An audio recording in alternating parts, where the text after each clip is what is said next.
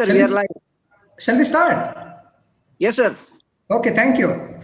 Okay, good evening, students. Good evening, sir. Okay. I think this is the second part of the retina class. Retina maybe I think it will be extended for another two classes most probably. So this is the second class. So in the last class we covered hypertensive retinopathy, diabetic retinopathy. You know how to deal with cases of diabetic retinopathy and what is the pathogenesis and how do you treat. Similarly, we have one more retinal entity known as retinopathy of prematurity, also known as retrolental fibroplasia. Okay.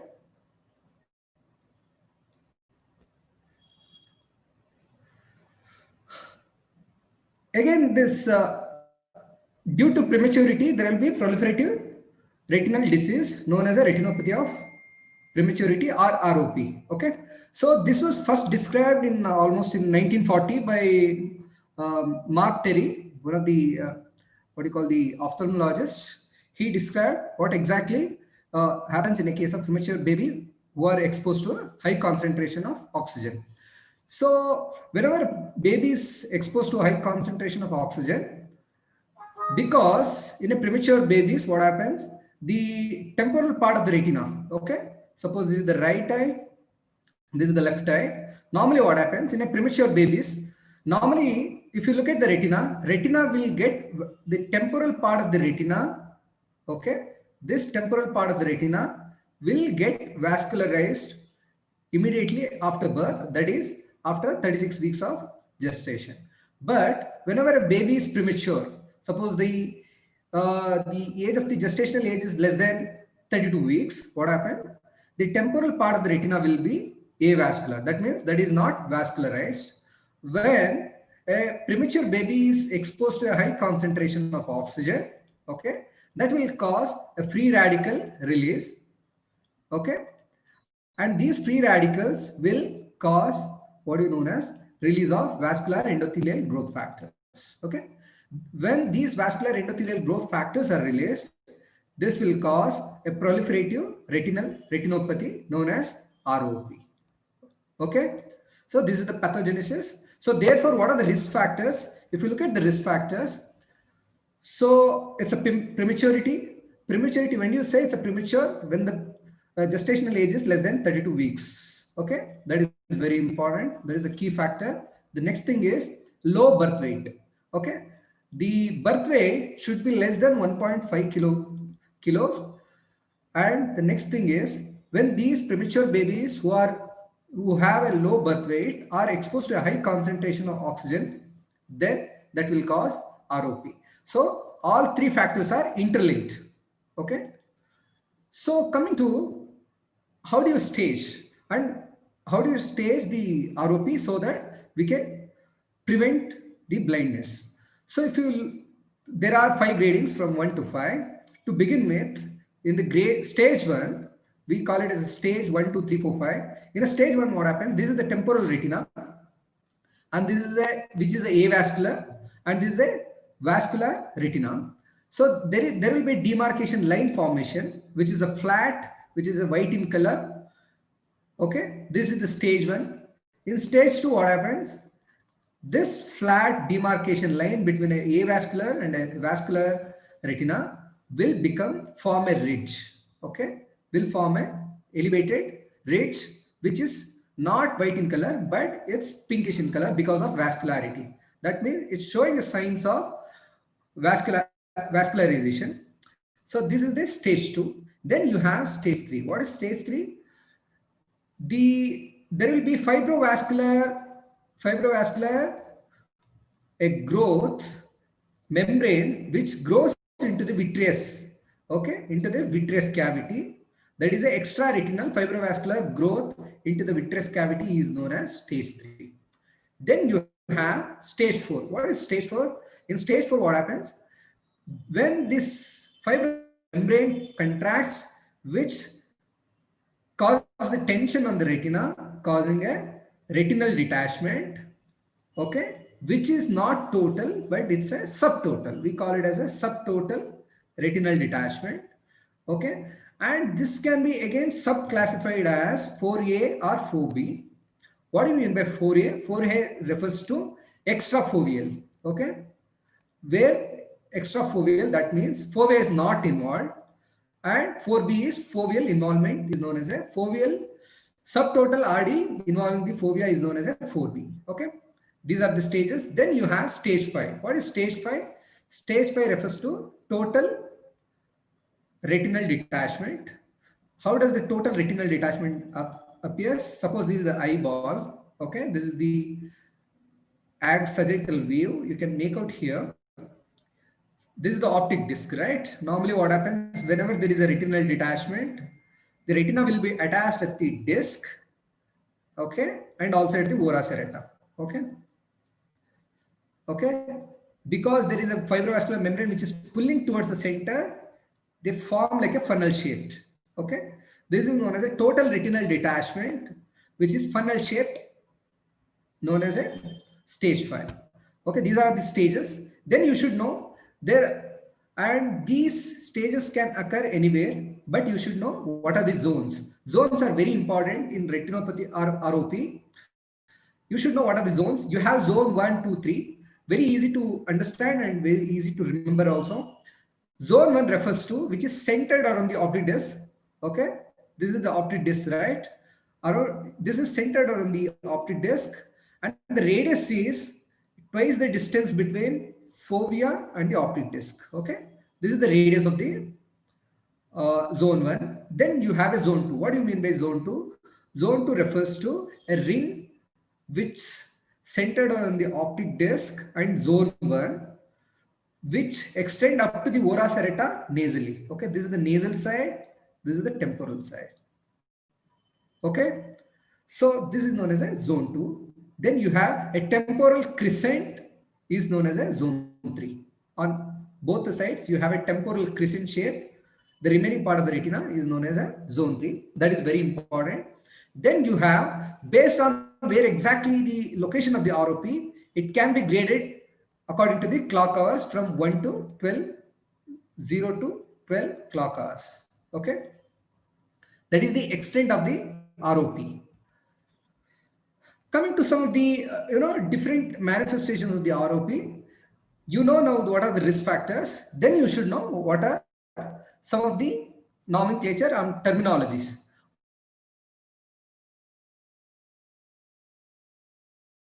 What is a pre-plus disease? What do you mean by a pre-plus disease? What is a pre-plus disease? What do you mean by a pre-posterior ROP? Okay, what do you mean by a pre-plus disease? Pre-plus disease refers to, suppose if you look at the fundus, if you find there is a venous dilatation or arteriolar toxicity. If you look at the normal fundus, you have seen that before in the previous class. So normally what happens, arteries and the veins are of a normal caliber of a ratio of 1:3. Okay, but when these veins shows a dilatation and artery shows a toxicity, is known as a pre-plus disease. And when you say it's a pre-plus, suppose this is the retina which is divided into 4 quadrants.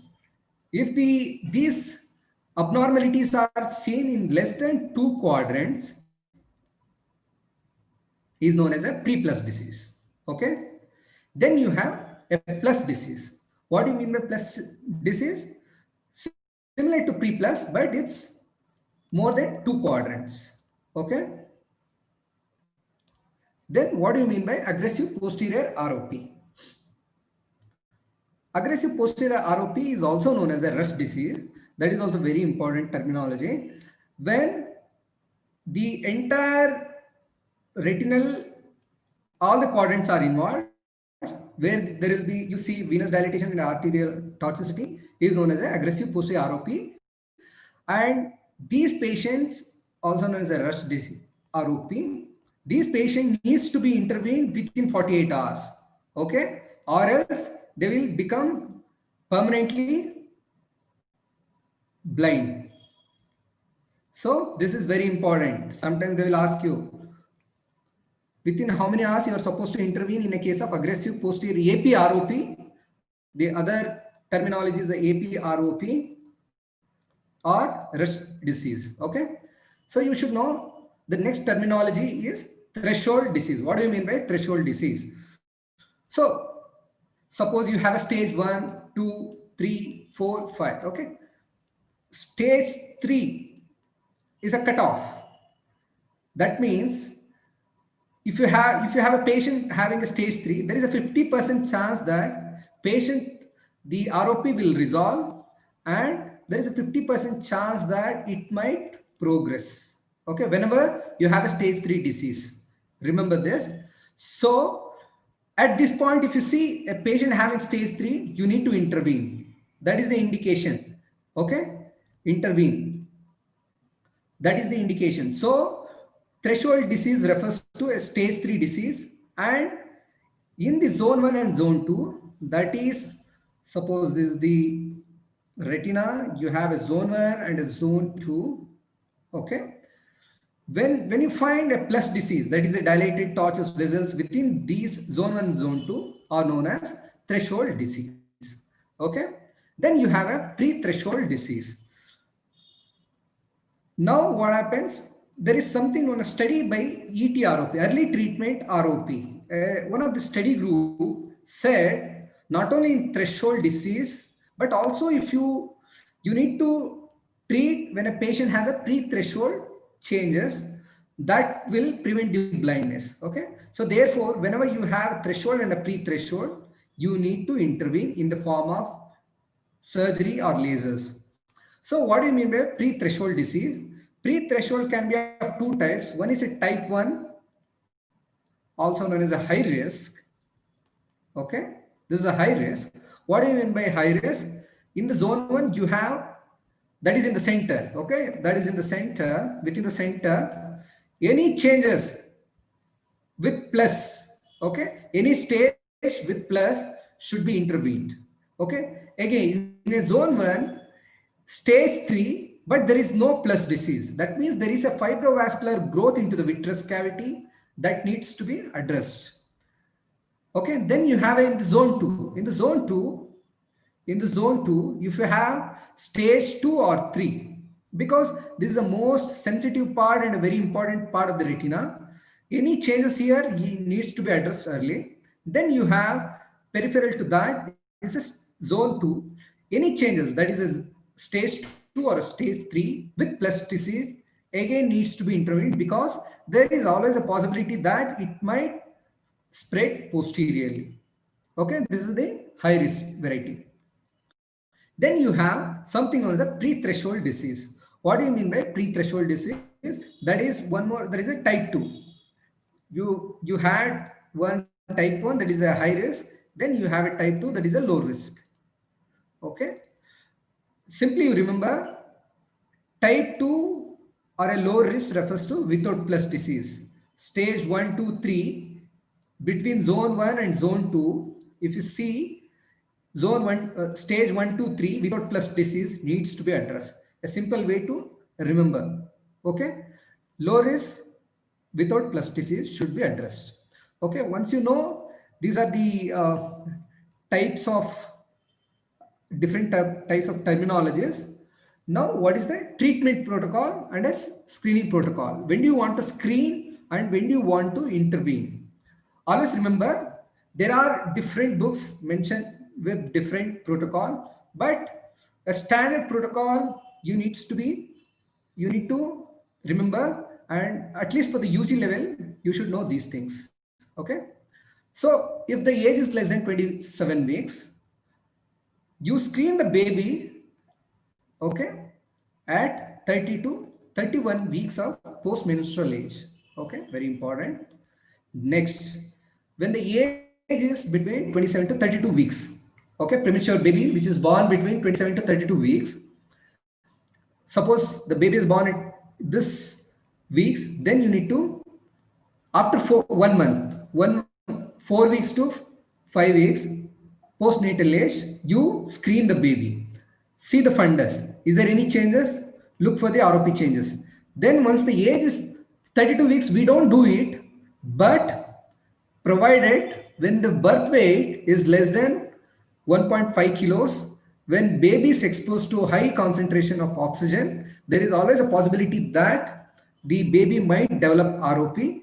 So in those kids, again, after 4 to 5 weeks, you need to screen the fundus. Okay, hope you can understand this. Very simple, 4 to 5 weeks. And for the 27 weeks, less than 27 weeks, at 30 to 30 first week of postmenstrual age.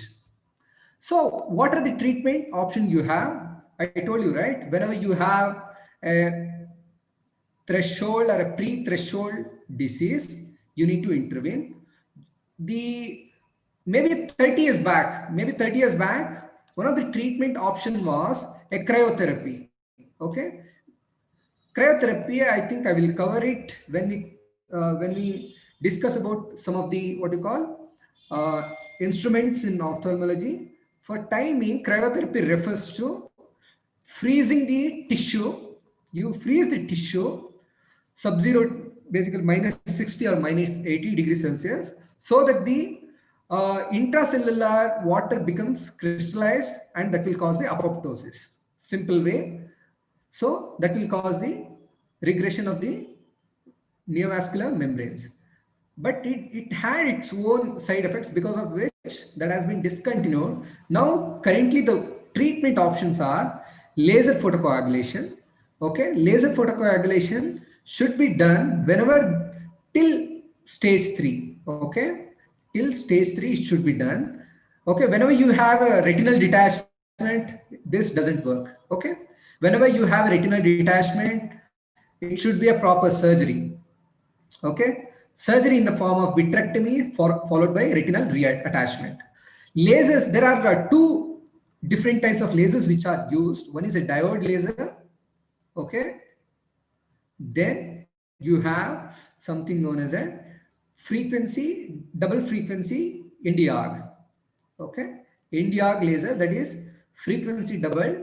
They will ask, okay, the what is the wavelength? That is 532 nanometer. Okay, this is the normal wavelength of a Nd:Arg laser.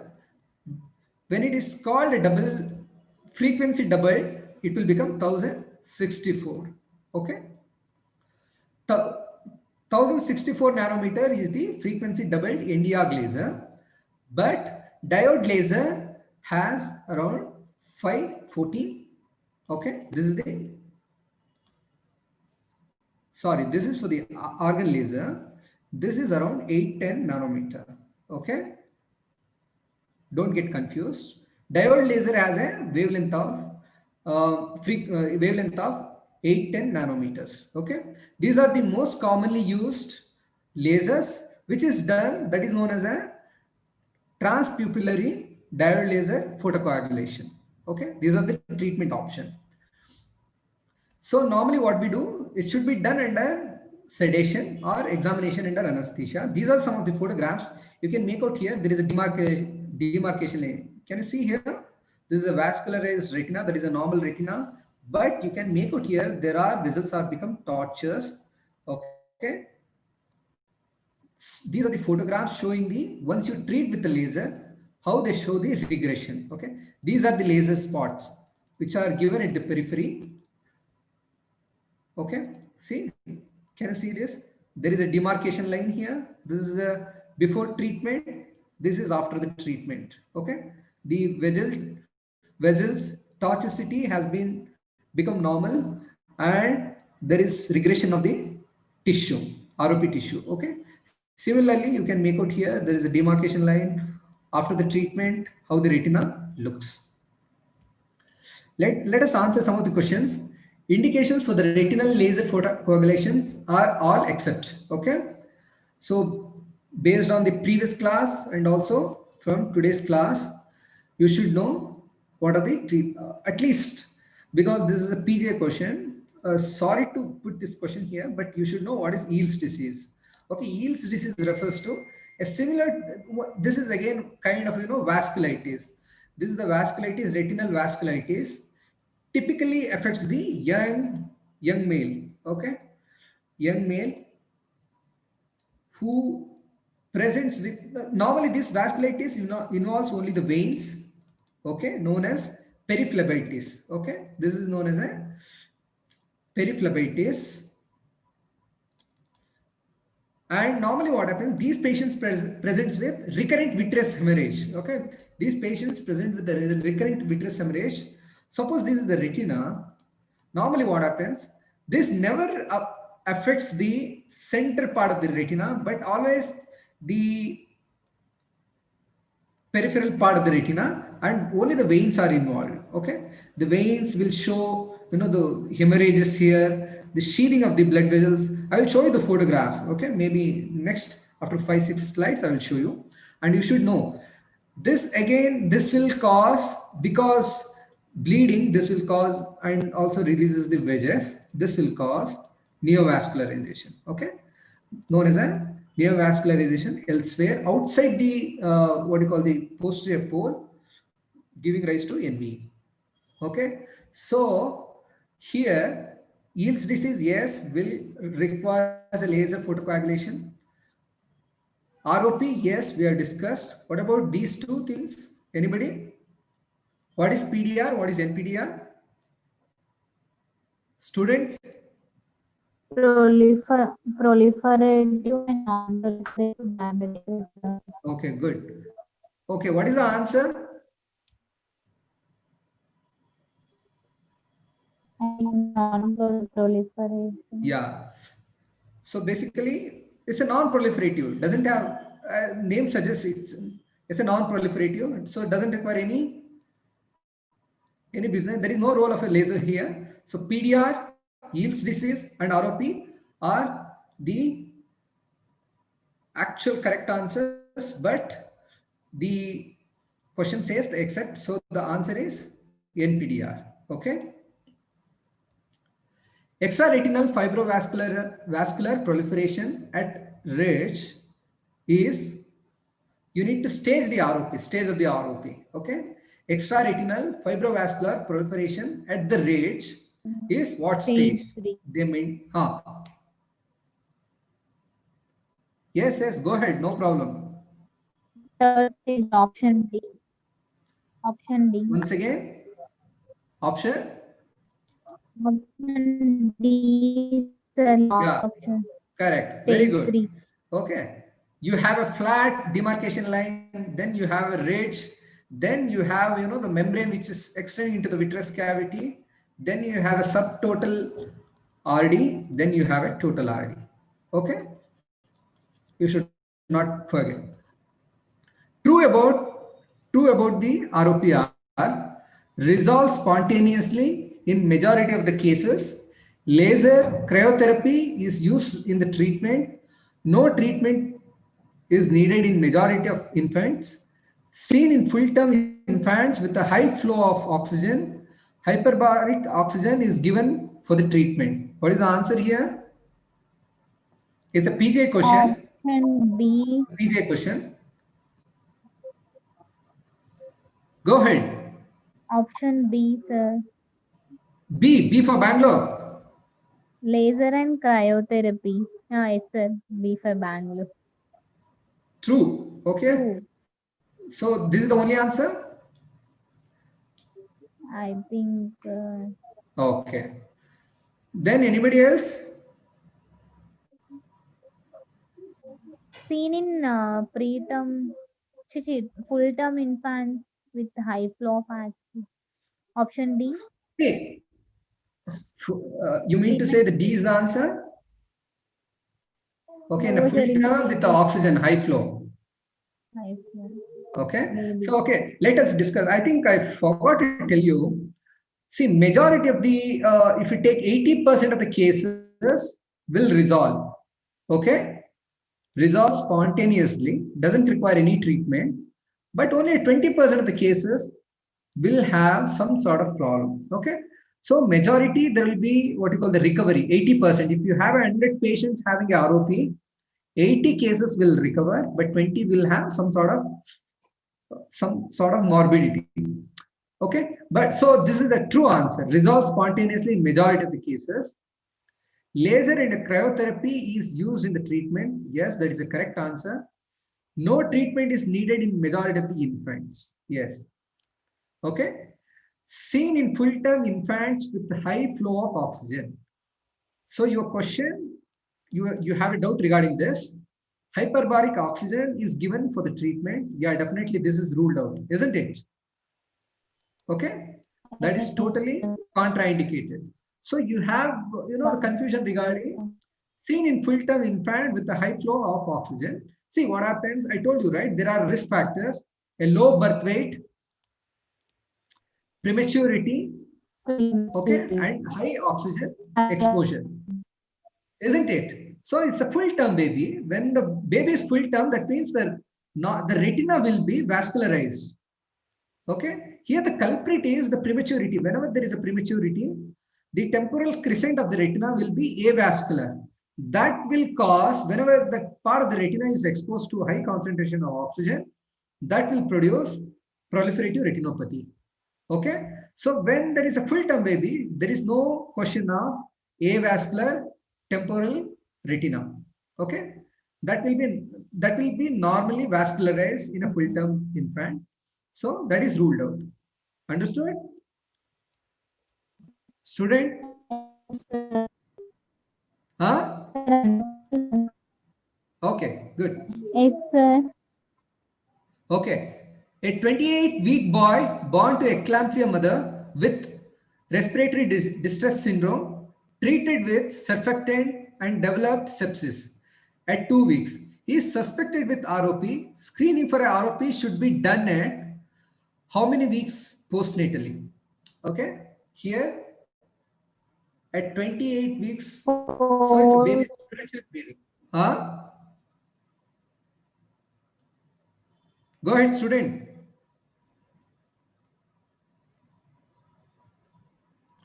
sir, 2 weeks, 2 to 3 weeks. No, I told you, right? 27 weeks, between 27 to 32 weeks, more than 32 weeks, if the weight is less than 1.5 kilos. Okay. Whenever the age is less than 27 weeks, it should be screened at 30 to how many weeks?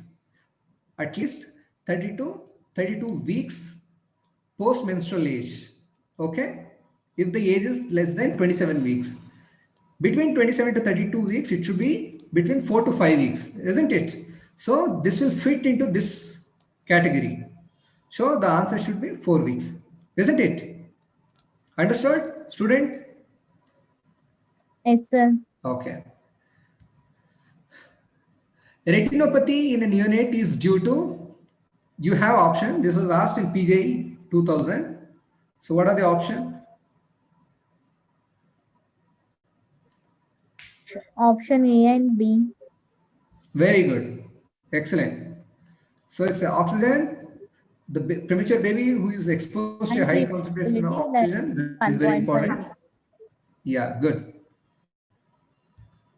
A premature baby weighing around 1 kilo or less is most likely to suffer from, again, it's a straightforward question.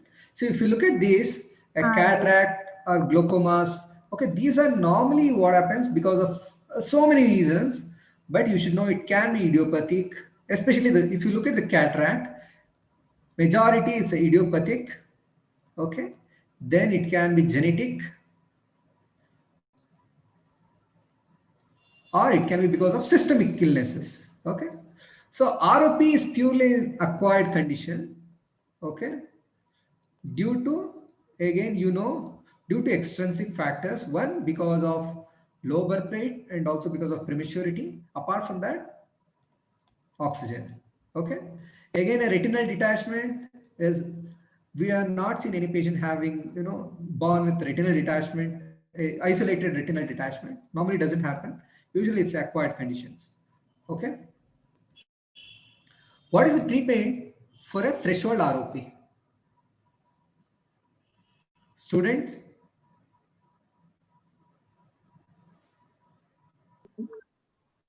Laser photoform. Yes, very good. So that is the only answer, right? Yes, sir. Yeah, laser photocoagulation. A baby born premature at 29 weeks on examination at 42 weeks with ROP, both the eyes, shows a stage 2, okay, zone 1 plus disease. How will you manage? This belongs to, this is a pre-plus disease. Okay, this is a pre-plus disease. So how do you treat this part? Sorry, this is a plus disease. How do you treat this case? Examination of a patient after 1 week, laser photocoagulation of both the eyes, laser photocoagulation of the worst eye, follow up of the other eye, or vitreoretinal surgery. Vitreoretinal surgery is done for stage 4 or 5, isn't it? So this is ruled out. Examination of a patient after 1 week doesn't make any sense. We know the screening protocol, it should be done at 4 to 5 weeks. No, sir. Okay. 4 weeks. 4 to 5 weeks. Laser photocoagulation of both the eyes, or you have a doubt between this and this. Okay. See, this doesn't make any sense because ROP is a bilateral disease and normally it's a symmetrical. Okay. So laser photocoagulation of the worst eye, and you're unnecessarily you are sedating the patient twice and thrice. Okay. So that will risk the baby. So this is not the answer. Laser photocoagulation of a worst eye, follow up of the other eye. This is a wrong answer. So laser photocoagulation of the both the eyes, because it's a symmetric involvement of both the eyes. Coming to the next topic, that is arterial occlusion. Normally what happens, the retinal artery occlusions can be of different types. Okay, so what are the cause for retinal artery occlusions? The majority of the cases, if you look into, see this is the because of the atherosclerosis of the blood vessel. So major culprit here is 60% is the hypertension. Whenever a person having any arterial occlusion, retinal artery occlusion, always rule out hypertension. Then you have around 25% of the patients having diabetes, elevated cholesterol level, and you can have because of the smoking. Smoking can induce atherosclerosis of the blood vessels. Then a you have embolic source, okay, which originates from the cardiac diseases, like you have a VSD or dissection of the aorta, so many infective endocarditis, okay, atrial myxomas. These are all the cardiac diseases which are the source of an emboli, which clog the retinal artery in the fundus. Then you have inflammatory causes, like inflammatory refers to a vasculitis, okay, or connective tissue disorders, okay, which includes giant cell arteritis, polyarteritis nodosa, SLE, and you have granulomatosis, polyangiitis. Okay, this is also very important, one of the cause for a retinal artery occlusion. You have Kawasaki disease. This is also one of the important cause for a retinal artery occlusion. Then you have some of the hematological causes where these condition causes increased viscosity of the blood. Whenever the viscosity of the blood increases, there will be more chances that the blood will get stagnant, that will form a clot. So the what are the condition which causes central artery retinal artery occlusion? APLS syndrome. What do you mean by APLS syndrome? It's an anti-phospholipid antibody syndrome. Then you have leukemia or lymphomas or hyperhomocystinemia. These are the conditions which causes increase in the viscosity of the blood. Then you have infectious causes. There are only 4 infectious causes which causes the retinal artery occlusion. You should remember this, very important. Okay, toxoplasmosis, mucormycosis, syphilis, and Lyme disease. Why? Because these diseases have a vascular tropism, or they have an affinity for invading the vessels. Okay, this is known as a vascular tropism.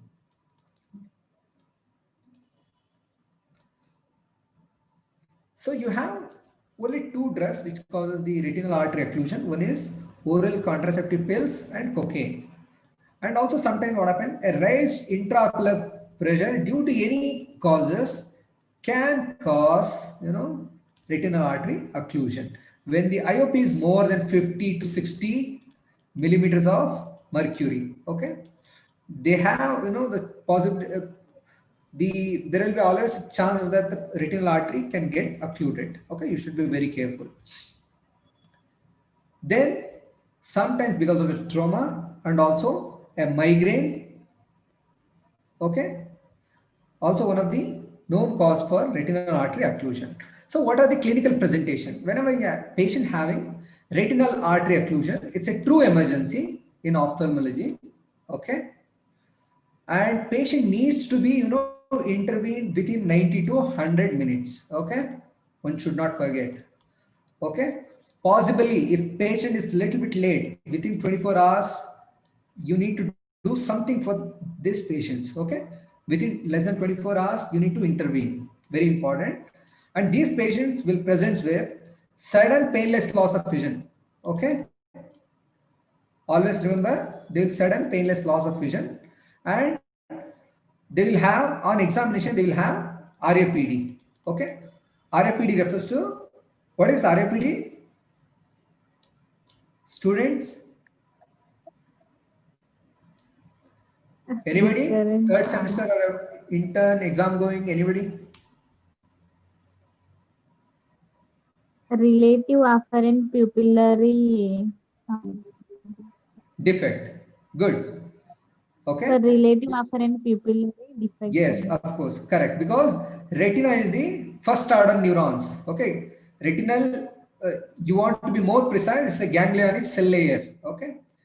Okay. These are the first order neurons. Because death of the first order neurons, you will have relative apparent pupillary defect. Okay. And normally what happens, the vision will be, it will be worse. It will be in the perception of light. They will be appreciate only the light or hand movements. Only the, you will be, they will be able to appreciate only the hand movements. If you look at the fundus, okay, normally what happens, the fundus will be orange or a bright red in color. But if you look at the fundus, retina appears edematous and it will be opaque. Can you see here? This is more opaque, except for the central part, that is the this is the macula, which is not, sorry, this is the fovea. The fovea will be normal in color, that is a pink in color, because normally this part of the retina is thin. Because of this thin retina, the choroidal circulation will be normal. The choroidal circulation will be visible through this thinner part of the retina, known as cherry red spot. Okay, very important exam question. Okay, so this is the cherry red. So what are the ocular conditions which cause the cherry red spot? One is a retinal artery occlusion. Okay, sorry. Okay, one is a retinal artery occlusion. Then you have any trauma. Trauma will cause a Berlin's edema. Okay, edema because of a trauma, the retina becomes edematous, similar to this, and they will present like a cherry red spot. Okay, what are the different types of retinal artery occlusions? You have, this is a central retinal artery occlusion. Whenever the central retina, which is at the optic disc, is occluded, that will cause the entire retina becomes opaque and edematous. Or you can have sparing of the macula. Can you see here? There is a demarcation line between here. This part of the retina appears to be normal, okay, but this part is edematous. And why it happens? Because normally what happens, 30% of the normal retinal, what you call the blood supply, is supplied by the, what is this, anybody? Cilioretinal artery. Okay, Retina. okay. So the patients who had a cilioretinal artery which is supplying the macula will escape from this, what you call the retinal artery occlusion, and they will have they will have good vision. Okay, And you can have something known as a hemiretinal artery occlusion. Okay, only one of the hemisphere will be involved, because the vessels will bifurcate, okay, like this. So whenever this branch is occluded, that will cause only the hemiretinal occlusion. Or you can have branch retinal artery occlusion. Only a branch of the inferior or superior division of the central retinal artery is occluded. That will cause a branch retinal artery occlusion. And normally, if you look at the fundus, especially in the veins, okay, in the veins, that is very important. This is also again an exam question. In the vein, if you observe the patient, what happens? A column of blood will become discontinuous, okay, like this. And also they will have the what you call the column of blood.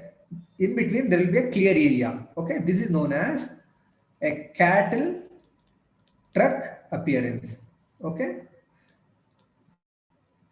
This is seen in central artery occlusion, but this pathology is seen in veins. You should remember this, okay? You should not forget. So, what are the investigations? Because if a patient presents early, purely based on the clinical presentation, okay? Based on the clinical presentation and examination, you should be able to make the diagnosis of the central retinal artery occlusion. But if a patient presents late after 24 hours or 48 hours, what happens? So other tests related, what are the cause for, all the causes. You try to rule out what are the causes, like a color Doppler, okay, color Doppler of the neck region to rule out any what you call the embolic, what you call the source. You try to look for the embolic source, and you try to look out what are the other causes. Maybe look for the connective tissue disorders. Is there any trauma? You look based on the history. You will try to do the investigations.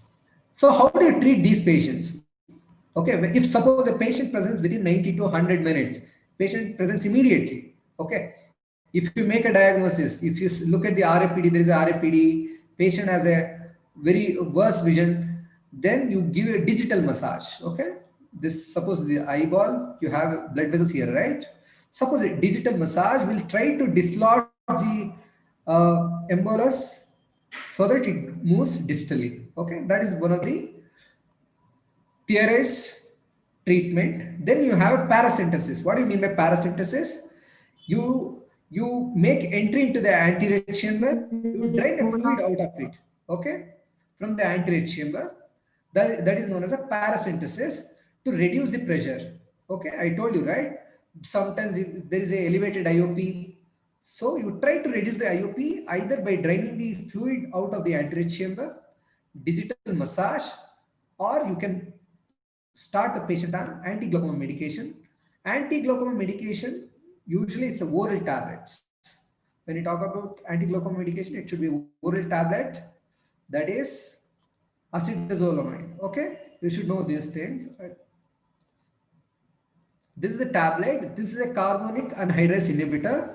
Okay, that reduces the production of aqueous humor. Okay, you should know this thing. Next, one of the theorized treatment is supplementing the patient with 95% oxygen, and which is mixed with 5% of carbon dioxide. There are some centers they have seen patient having a good improvement once the patient have been started with the thrombolysis. These are all, these have a very satisfactory results, but nothing is a definitive treatment when you have a patient having central retinal artery occlusion. Cherry red spot at macula is seen in all except, okay. Your options are metachromatic leukodystrophy, Gaucher's disease, commercial retinae, Hurler syndrome, CRVO, and RP. Who will answer? Anybody? Students? See, I told you, right? Ophthalmic causes, ophthalmic causes for a cherry red spot. Okay. I told you it's a CRAO. Then you have trauma, blood trauma, Berlin's edema. Berlin's edema or commercial retinae. The other name is commercial retinae. Berlin's edema and commercial retina are the same. Usually it's due to the trauma. So these are the only two ophthalmic condition which causes the cherry red spot. Okay, so therefore, you know CRVO is a central retinal vein occlusion and RP refers to retinitis pigmentosa. These are, you know, only two causes. So definitely this is the option. Okay, so this is completely ruled out, and there is a big list of systemic disease causing the cherry red spot. You go back and read what are the conditions and make your own mnemonics so that you'll remember. From the ophthalmic point of view, you should know CRAO and Berlin's edema are the only two conditions which causes the cherry red spot. Cherry red spot is seen in Eales disease, retinitis pigmentosa, CRAO. Again, it's a repeat question. So, CRAO. CRVO. Okay. CRAO may be seen in diabetes mellitus, CMV retinitis. What is CMV retinitis? Last time I covered. Do you remember pizza pie appearance? Yes, sir. Huh? Yes, sir. Okay, anyhow, it's there is I think a disturbance in communication. See, CMA retinitis, you know that pizza pie appearance, right? Okay. So diabetes mellitus, you don't see. Do you remember? I showed you the chart, mucormycosis. You should know what are the infections which causes the CRAO. Okay, there are only few infections which causes the CRAO. So orbital mucormycosis is one of them. But diabetes is causing around 25%. But a patient having a orbital mucormycosis, they will have 70 to 80% developing central retinal artery occlusion. Okay, so this is the most possible answer than the diabetes mellitus. Okay, panophthalmitis, no, it doesn't cause any CR artery occlusion. Cattle truck appearance is seen in CRAO, diabetic retinopathies. CRAO. Yeah, okay. A young patient with a systolic murmur over the chest or elderly with a heart disease presented with sudden painless loss of vision. Ocular examination reveals a cherry red spot in the macula with a clear AC. AC refers to anterior chamber.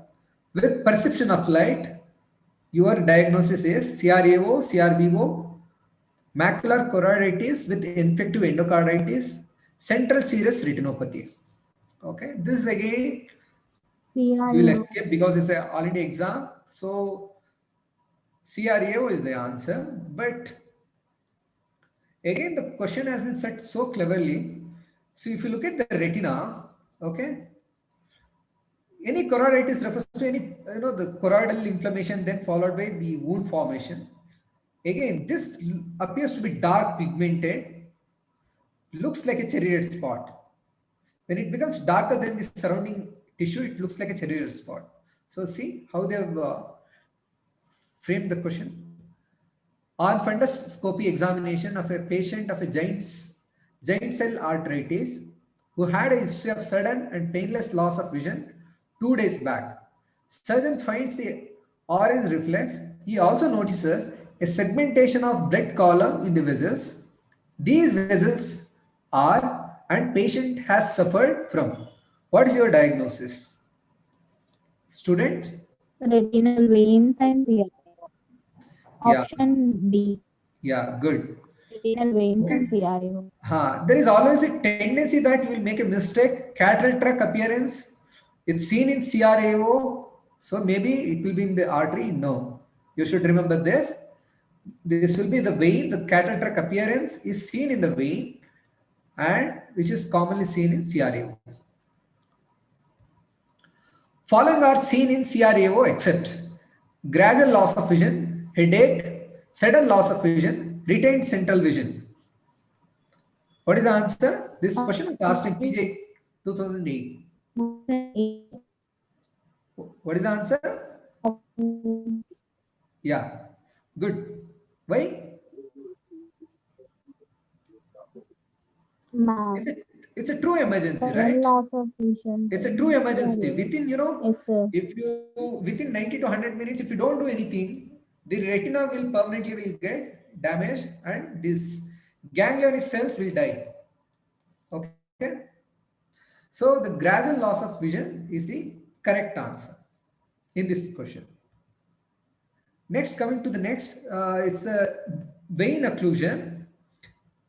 We covered the arterial occlusion. Next is a retinal vein occlusion. Similar to arterial occlusion, you have a same risk factors starting with age, commonly seen more than 50 years of age. Diabetes and hypertension are the most important significant risk factors for the retinal vein occlusion. Periphlebitis of the retina, okay? Periphlebitis, any inflammation of the retinal blood vessels, veins will cause retinal vein occlusion. Raised intraocular pressures, oral contraceptive pills, hyperviscosity of the blood, smoking, and local causes like tumors. Okay. So, how do they present? Retinal vein occlusion can have a various uh, presentation. Either it can be central retinal vein occlusion. Okay, they will have a total, the hemorrhage covering the whole of the fundus. This appearance is known as anybody? Anybody's read? Tomato splashed appearance. Huh? Tomato splashed appearance. Then you have hemiretinal vein occlusion. Similarly, you have a branched retinal BRVO. You have HRVO, BRVO, and CRVO. So, how do you investigate? Investigate. You should know how do you investigate. What are the things you look for in a case of retinal vein occlusion? You want to know whether the patient has ischemia or the event is non-ischemic. That is our main goal because our treatment protocol depends on whether it is a ischemic or a non-ischemic.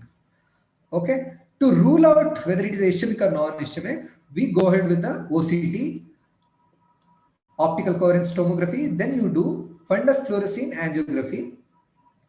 Then you do a gonoscopy to look for is there any angle neovascularization. Okay, fluorescein angiography. Sorry, I don't have a photographs. I didn't put the photographs. If you do a fluorescein angiography, normally what happens? Suppose if a fundus is a ischemic, that part there won't be any. I will show you how it looks exactly.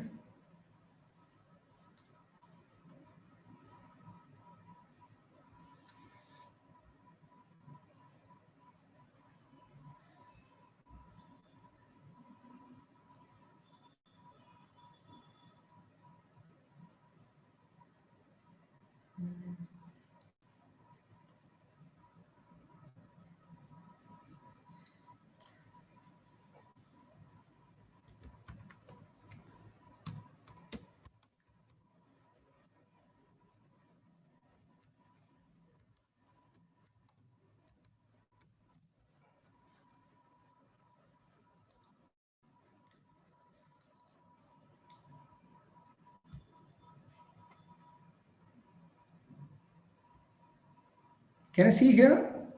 Okay, it's totally blocked out. Students, can you see here? Totally the what do you Yes. call?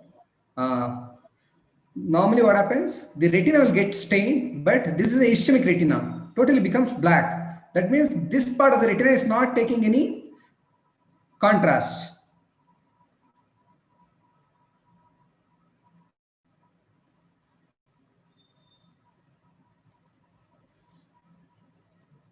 So we want to look whether it is ischemic or non-ischemic. We do a fundus fluorescein angiography, then do a gonioscopy to look for is there any angle neovascularization of the angle. If you do a gonioscopy is a lens used to look into the structures of the angle.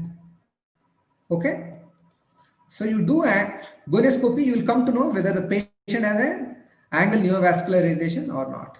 Okay, so what happens in a case of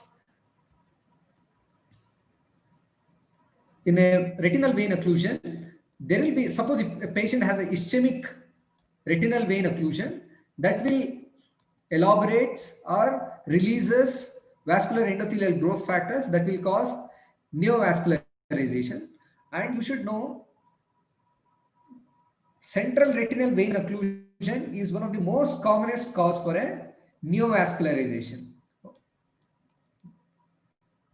This is the most commonest cause. Retinal vein occlusion is the most commonest cause for a neovascularization of the retina or neovascularization of the iris.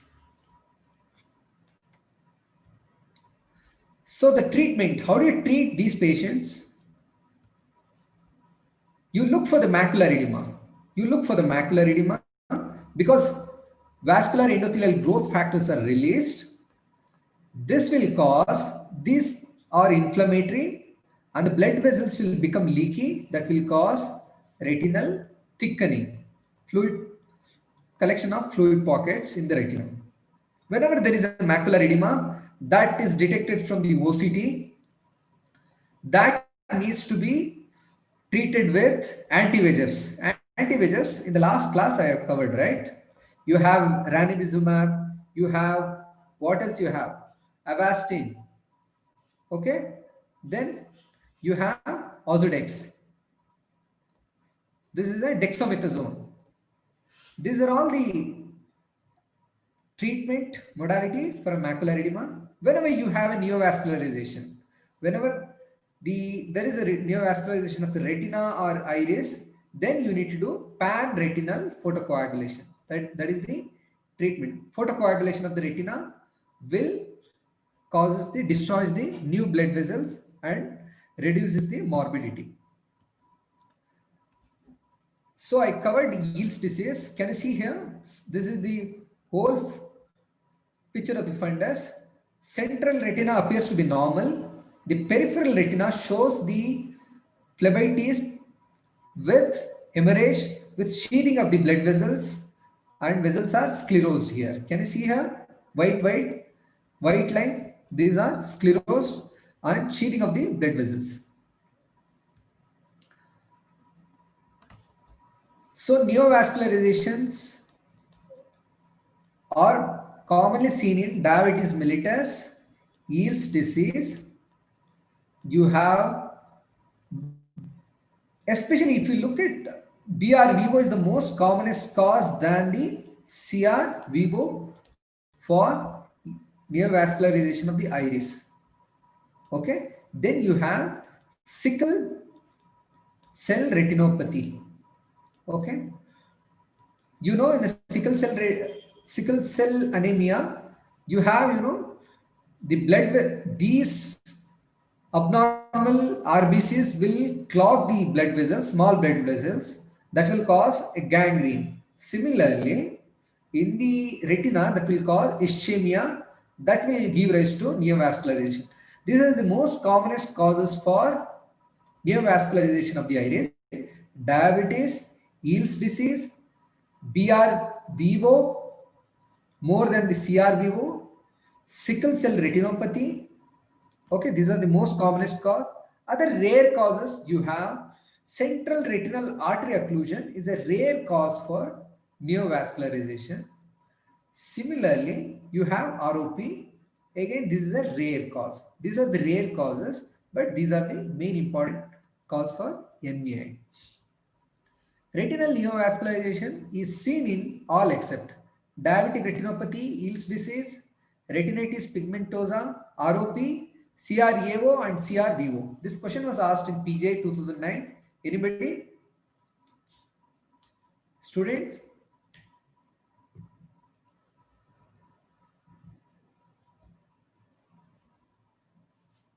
Students? Retinopathy of prematurity and CRAO. See, it's except where you're not seeing. Sir, actually, Huh? there is low signals and network issues, sir. So I'm not able to see screen, sir. Pardon? You are Now, not able to see the screen. no, sir. Here signals problem, sir. Now, okay, sir. Now I can see. Yeah, yeah. Please tell Please. me. Uh, okay, sir. See, diabetic retinopathy, yes, we see retinal Yes, neovascularization, sir. right? Yes, Then you have Eales disease. This is the correct yes, answer. sir. Retinitis Retinopathy. pigmentosa is a genetic disorder. This affects the rods. The apoptosis of the rods will cause, suppose this is the retina, in the equator, where exactly the normally the rods are distributed, the depth of these rods will cause are replaced by the pigmentation known as bony specules. Okay, and normally this is a genetic disorder, doesn't have any other problem except for vision. Okay, vision. So this is ruled out. ROP, yes, I told you, right? Though it's a rare cause, will cause or what you call the neovascularization. Then you have CRAO and CRVO, isn't it? Both are known to cause. Here the only option is retinitis pigmentosa. Understood, student? Yes, sir. Yes, sir. Okay. Rubiosis iridis is seen in all except. What is rubiosis iridis? The other name for No, NVA. Okay. neovascular. Yeah, of the iris. So it's seen in all except. See, what are the options where you don't see? This question was asked in AIMS and also asked in PJ. You have CRVO, CRAO, diabetic retinopathy, Eales disease. CRAO. Okay, let's go ahead. Okay. So this is the answer.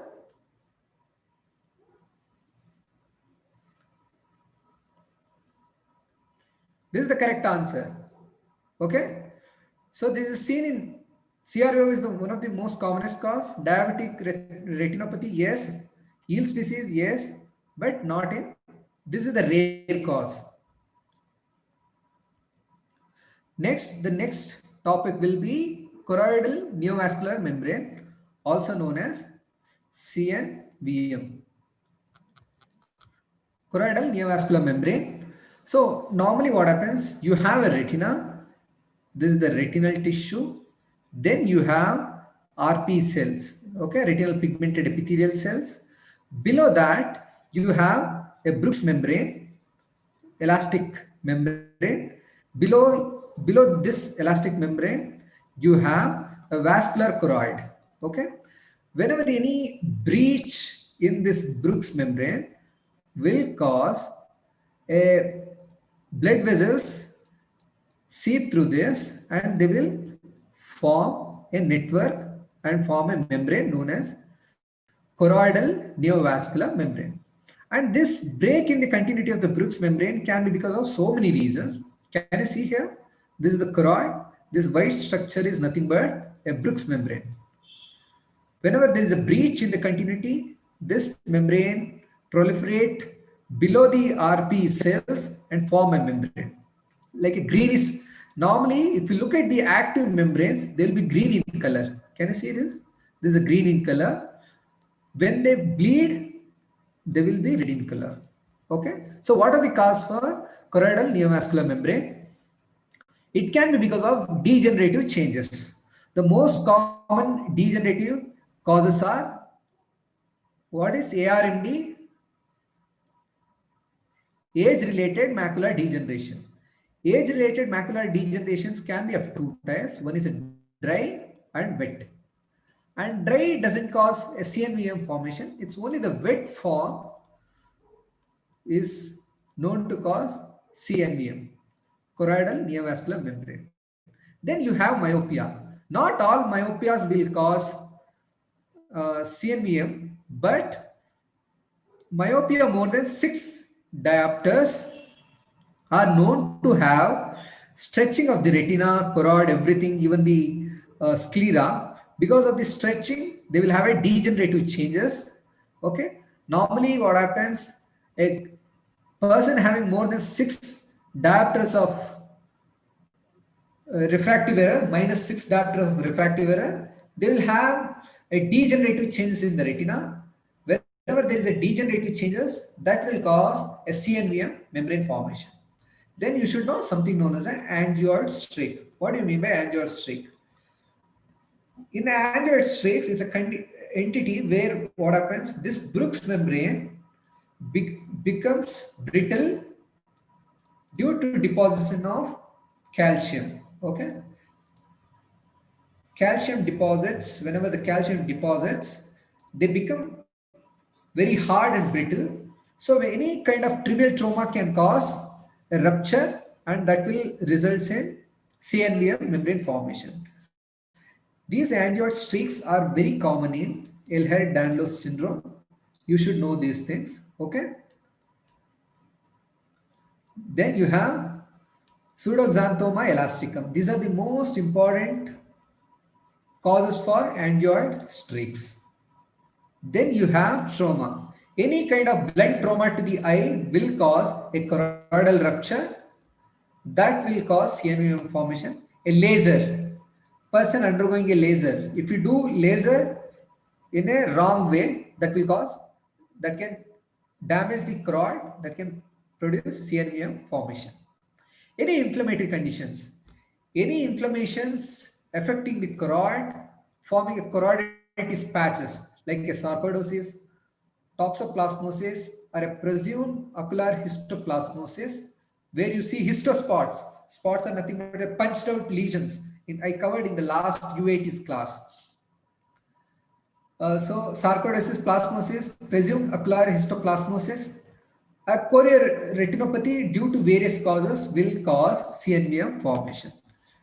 Dystrophies. Similar to corneal dystrophies, you have a retinal dystrophies, out of which you have to remember a best disease is a type of retinal dystrophy. Is a congenital disorder where there will be symmetrical involvement of the macula that will produce what you call CNVM formation.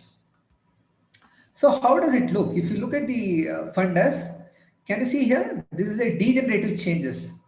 There is a myopic crescent, okay? Temporal myopic crescent. This, can you see here? This yellow line, this is nothing but a choroidal rupture causing a CNVM membrane formation. Similarly, can you see this? Because of a trauma. Whenever there is a trauma, the choroidal rupture will be concentric to the optic disc, which passes through this. This has passed through the macula, and whenever it passes through the macula, they will have a very poor outcome. Can you see? This is the angioid streaks.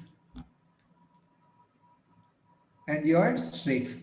This is a best disease, that is a retinal dystrophy, macular dystrophy, where it causes the choroidal damage and CNVM formation.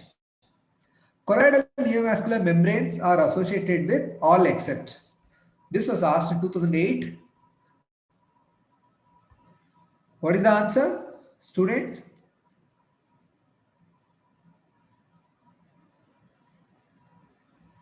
Anybody?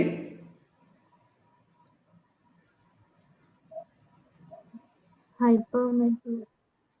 Yeah. What do you see in hypermetropia? Anybody? Farsightedness. Huh? Farsightedness. Like, Okay. Yeah, okay. You have to understand what is the fundus picture in a hypermetropia. You know now the trauma causes CNVA, myopia, angiostric. These are the causes. Yeah, of course. Once you know, you can easily rule out hypermetropia is the not a cause for a CNVM. But in hypermetropia, what happens? The disc will be hyperemic. Is known to cause pseudopapillitis.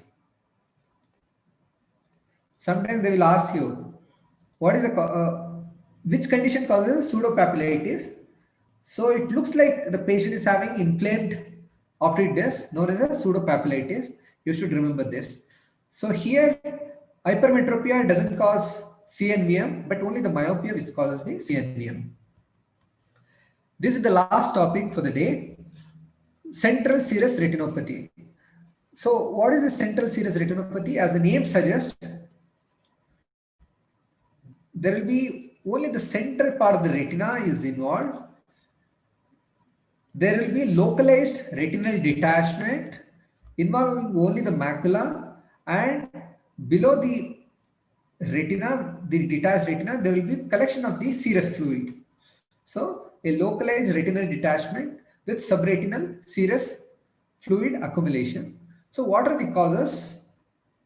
Normally it occurs in a young patients in a type A personalities. Type A refers to they are more tensed, okay? They are more competitive. They are always, very tense. These because when these patients are tense, there will be high cortisol level. Okay, whenever there is a high cortisol level or steroid intake, pregnancy, especially in the third trimester. Okay, then you have SLE. Sorry, this is again repeat. Then you have Cushing's disease.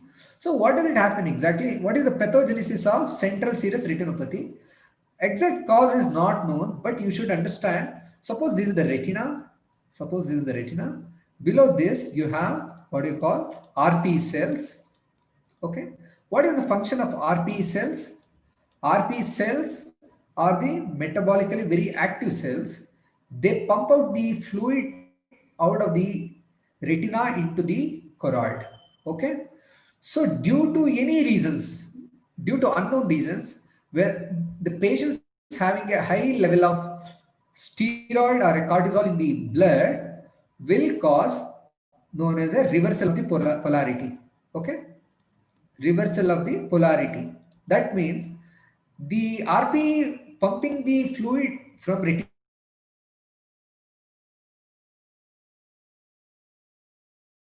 to choroid will cause they will pump the fluid, the detachment of the retina like this. Okay, and sometimes these patients, can you hear me, students? Students, sir. okay, Yes, sir. okay.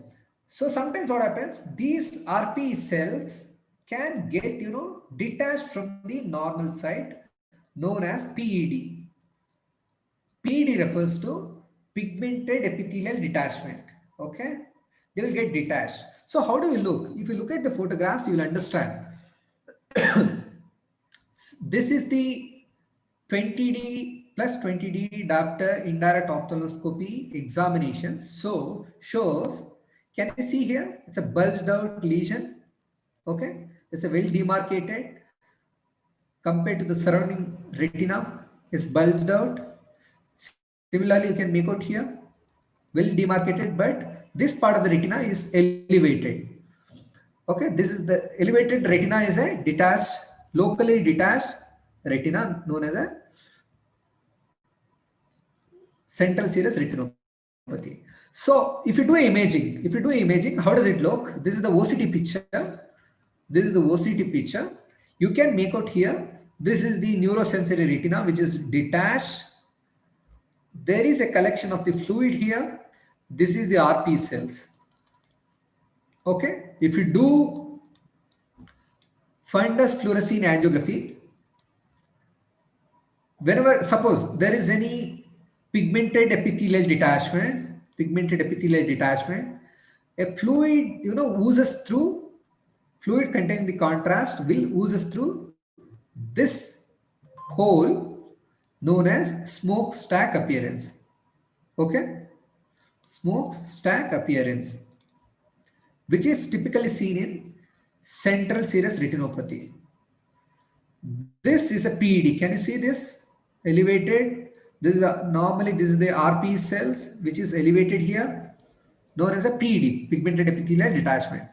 One more what you call the presentation on fundus fluorescein angiography is ink blot appearance.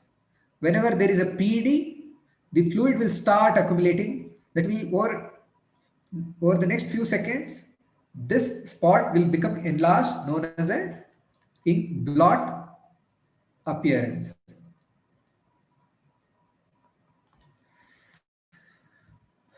So let us answer some of the questions. Young male presents with central scotoma in the left eye, and normally these patients doesn't require any treatment. They will normally resolve over a period of time. Majority of the cases will resolve. So this question was asked in 2014. Young male presents with central scotoma in the left eye. His right eye vision showed to be normal. On examination in the left eye, there was a focal retinal detachment. What should be the next step? Laser photocoagulation, ask for the history of trauma, inquire about the history of usage of steroids, examine retrorectal cells. Anybody? Students?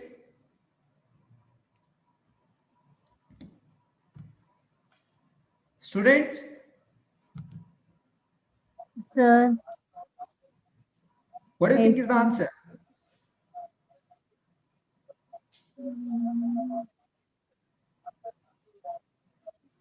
usage of steroids. Yeah, good, very good. So these are the only, that steroid is the main cause for central serous retinopathy. So inquire about the history of usage of steroids. Retrolental cells, they mean to say that is normally when I cover the retinal detachment, how the retinal detachment clinically presents. When you have a retinal detachment due to any tear, will cause retrolental cells. For timing, you remember central serous retinopathy, one has to rule out steroids.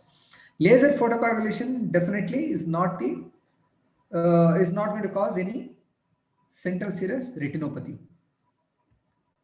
A 25-year-old executive presents with metamorphopsia in his right eye. On examination, the fundus shows a shallow detachment at the macula. The fluorescein angiography shows a smokestack sign. Which of the following should be given? A topical antibiotic steroid combination, systemic steroid for 2 weeks, and then taper, pulse methyl prednisolone for 3 days, then taper, just wait and watch for a spontaneous recovery. What is the answer?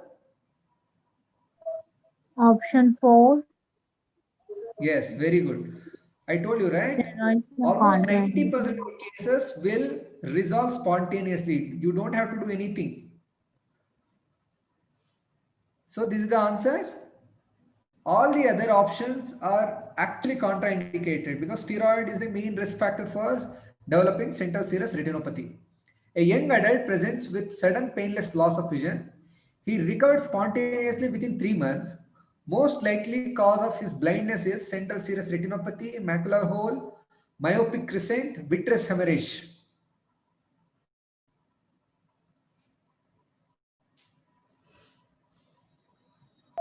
Central serous retinopathy. Why not vitreous hemorrhage?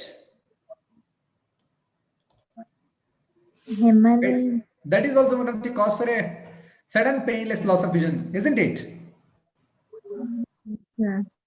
But it Huh? not resolve, I think so. But it's not. Spontaneous resolvation is not there. Spontaneous recovery. No, you will Morning. find patient having spontaneous recovery. We have seen patients having a spontaneous recovery. See, you don't get any vitreous hemorrhage without any underlying cause, right? There should be some underlying cause, maybe diabetes, Yes, a yes. yield disease, isn't it? There Yes, should be yes. some sort of pathology in the retina which causes the vitreous hemorrhage or hypertension.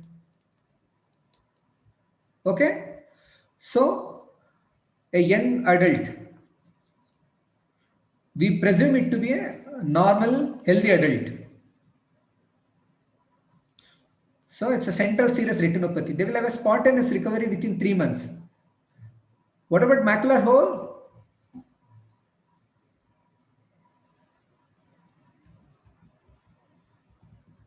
Macular hole. Macular hole again will cause, it's a gradual loss of, painless loss of vision. Okay, gradual loss. There will be a gradual loss of vision. It doesn't cause sudden painless loss of vision. What is myopic crescent? Myopic crescent is seen in myopic degeneration of the retina. Okay, whenever you have a plus 6 diopter myopic power, you will see retinal degeneration. That is a temporal crescent. You'll see just next to the optitis, you'll see a crescent. So it doesn't cause any sudden painless loss of vision. So that is also ruled out. All are ocular emergencies except angle closure glaucoma, central serous retinopathy, retinal detachment, central retinal artery occlusion. Central serous retinopathy. Why? Why Because not it retinal involves detachment? Retinal retinal. detachment is an emergency. Yes, sir, it's emergency. Okay, Except what are the other central emergencies you have? CRAO also emergency condition. You tell me, I will write down here. CRAO next. Retinal detachment. Okay. Next.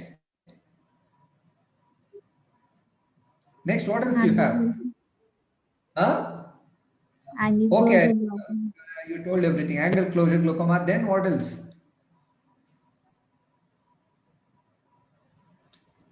Trauma, right? Any Yes, penetrating sir, traumas? trauma. Huh? Penetrating traumas. Then what else? Optic Then neuritis. optic nerve. Okay.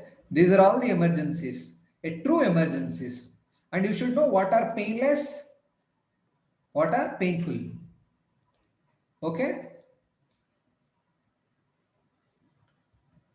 A true about central serous retinopathy may recur in the same or opposite eye, smooth stack pattern or enlargement of the dot sign on fluorescein angiography. The condition is self-limited. Treatment is required in majority of the cases. What is the answer? Last question. I think this is the last question. Option B and C. C is self-limited, right? Why do you want Yes, to sir, intervene these? true. Okay. When do you want to intervene? Suppose, suppose this is the, Recurrence rate is more.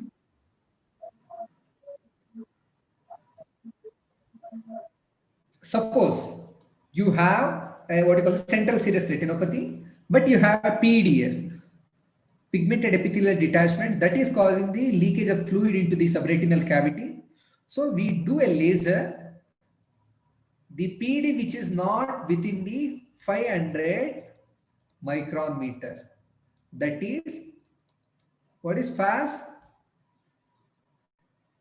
Foveal avascular zone. Very good, excellent. So any PED which is located outside this 500 microns foveal avascular zone, you do laser and you patch it. You make it what you call become scarred so that you are going to block that area. So that will resolve. So that is one of the treatment option available. So you should know laser treatment. Okay, that is when it's not going to resolve, then you will try this. But or else, its majority of the cases are self-limiting. So this is the correct answer. A smokestack, yes. May recur in the same or opposite eye. Yes, of course, they can have a recurrent episodes. Treatment is not required in majority of the cases. So this is not a correct answer. Okay. So with this, I conclude my talk today. So another two classes for the retina, because retina is a big topic. We need to cover so many topics under it. If you have any doubt, let me know. Anybody has a doubt? No doubt, sir. Thank you, sir. Thank you. Thank you. Thank you, sir. Can we close the class now? Yeah, sir is there? Umesh sir? I will talk Sir, to him. Okay. sir is not there, sir. Sir is not there? Okay, Yeah, you okay. can Thank call you. him. Pulkesh, I will call you. Okay, you can just close the class. I need to Okay. talk to you. Yes, sir. Yes, sir. Give me some 2 minutes. I'll close it and we'll give you a call. I will call you.